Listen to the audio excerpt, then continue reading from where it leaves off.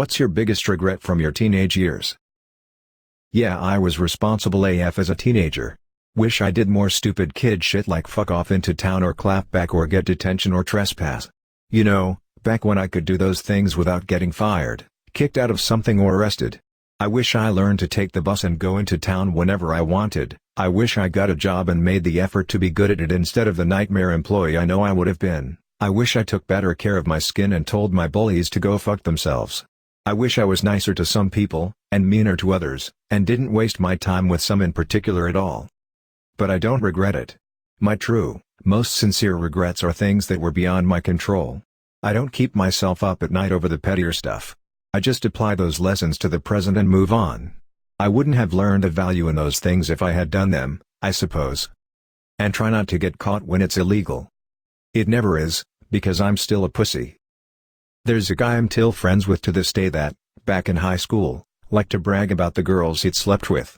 Then, he got a steady girlfriend and all the bragging stopped immediately. He talked about it, but didn't brag. Years later, he confided in me that first steady girlfriend was who he lost his virginity to. I told him that I knew, that we all knew. He seemed shocked and asked how. I said it was obvious to us because of how his attitude changed. No one ever called him out on it because we didn't want to embarrass him. He was a little embarrassed anyway, but relieved because it came out, in private, to one person and realized he didn't have to bring it up to anyone else. If it makes you feel any better, I had a friend like this in high school and I knew he made shit up all the time, but his stories were funny and interesting enough that I don't think most people cared. Just thought of him as eccentric and fun to hang out with because his stories were never malicious, it was more about entertaining and being well liked. They don't believe you even when you do tell the truth. A couple months after moving to Portland, a friend and I conned a used car dealer into letting us take a test drive. I was from Idaho and had already been driving for a couple of years, and used to drive hard and fast. So after that test drive, my friend apologizes to me, saying that everybody thought I was bullshitting when I said I knew how to drive. We test drove a lot of used cars. Somebody learned that when a car dealer lets you test drive a car, they cannot report it stolen for 30 days. Our trips around the block would stretch for hours. But we only damaged 2 cars. I used to let what other people thought about me get to me way too much. Not even what they thought about me, what I thought they thought about me. I guess that's called being self-conscious. Intellectually I knew it didn't matter what other people thought of me, and knew other, older people who truly didn't care. And I wanted to get there someday. I'm that age now and happy to say I generally don't care what other people think me. It was hard being a teenager though. It's much easier once you realize nobody cares. Spent way too much time being what, I thought, my friends of like 5 to 6 years wanted me to be. Finding out they really didn't like me and pushed me/bullied me out of our group. Hurt like hell when it happened because I just wanted to be liked. A few weeks of hurting and then I just went with being me. And if anybody didn't like it they could fuck right off. Found new, great friends. Our inner circle of 5 friends is still relatively tight even after starting families, living in different cities etc. closing in on 20+ years now. It works out if you try. It's a little extreme to be freaked out by chopped ice and mince. My husband was no cook either. He would watch fascinated when we first started dating as I quickly chopped whole onions, or made sauces from a roux etc. Basic stuff. He still learned LOL. Hey babe, you wanna chop this for me? It's okay, you can do it wrong. Like this and about this size? Now while I was napping, I meant it to be short but he didn't wake me and took care of the cleaning. He also made the Laotian ribs I had left to marinate. Though cooking classes as recreational activity can be fun. And I totally support that. I just take umbrage at your weird assertion that being afraid of the word chop is something normal in a grown man without some sort of disability. Interesting to me that mom did all the dinners growing up. Dad was a traveling market rep so spent 3/4 of the month out of town when we were young, but dad, my bro, and myself are all better cooks than her now. She never would learn new techniques or anything from past her childhood. If you ever look in 40s 50s cookbooks you know why this is a disaster. Fortunately growing up on a farm it wasn't shit like solid salads, or canned cream of mushroom soup with some veg boiled in it, but it was still fairly bland and boring. That said, I have never had a fruit pie better than she can bake. I used to have a deal with my mom starting before age 10. I could cook anything I wanted, but I had to eat it. So I made a lot of cookies.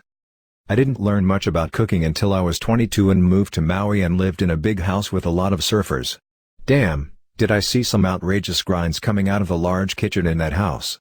Surfers are athletes who burn a lot of calories, plus most of them worked in restaurants. So there was a lot of cooking know-how in that house. Somebody would make fresh bread nearly every day.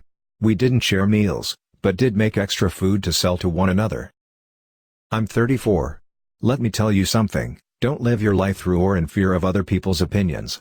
Because let me tell you something else, 95% of people's opinions on something is not based on fact or first-hand experience, they just want to feel/sound smart or better than others. Other people's opinions don't matter. You matter. And you're smarter and better than other people more than you think. Don't let people who don't matter determine the outcome of your life. They'll expect from you to be always available for whatever thing they need you to, and if you say no they will start playing that disappointed act on you. Yeah, it took me some time to get rid of that bad habit, but it was worth it the very end. I realized that still in HS, as 17-year-old, but regardless, I'm a couple of years older than you, 23, and you are still way too young to worry about things like this.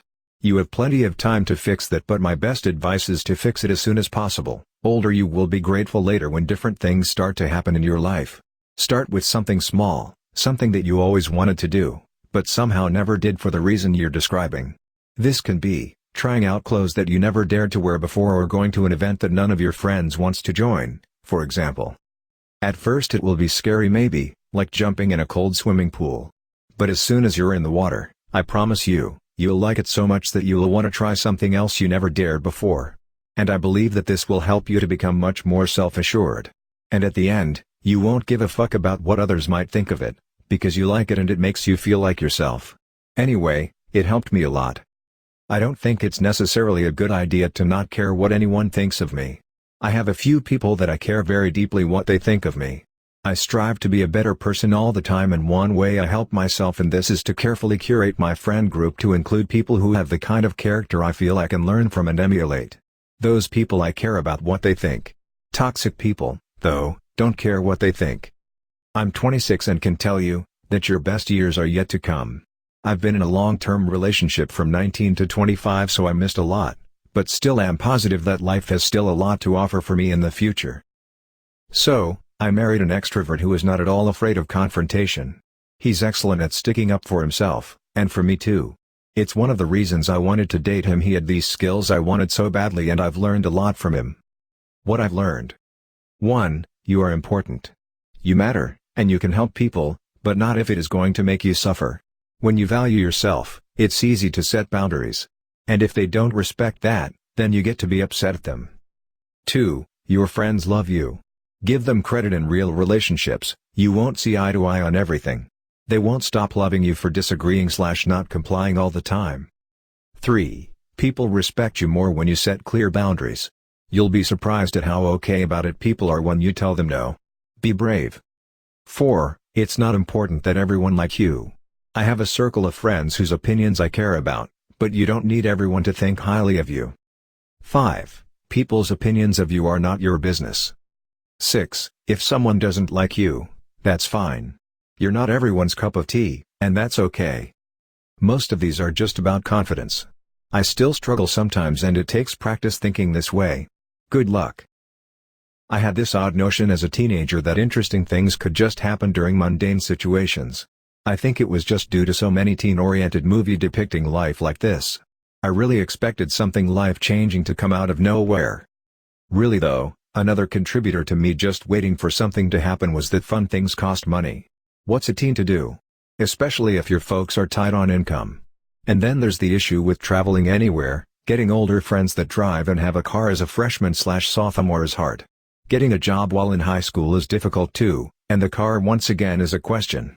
I did have a car and job my junior/senior year. It's almost impossible to do it any earlier than that, and you usually need more personal connections if you want a job when you're 14 to 15.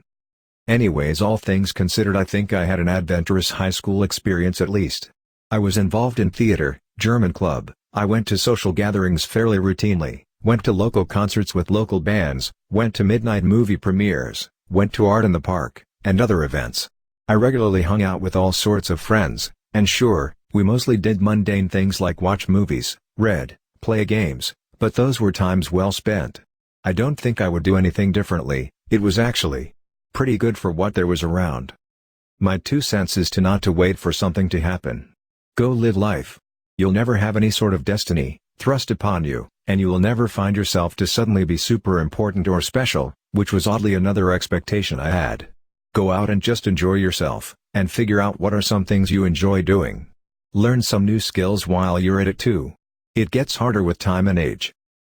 Lol, I was changing my mom's oil once and found this old rubber eyeball from some Halloween party we'd been to in the glove box. It was super realistic looking. I came inside going like ah. Ooh. Ow.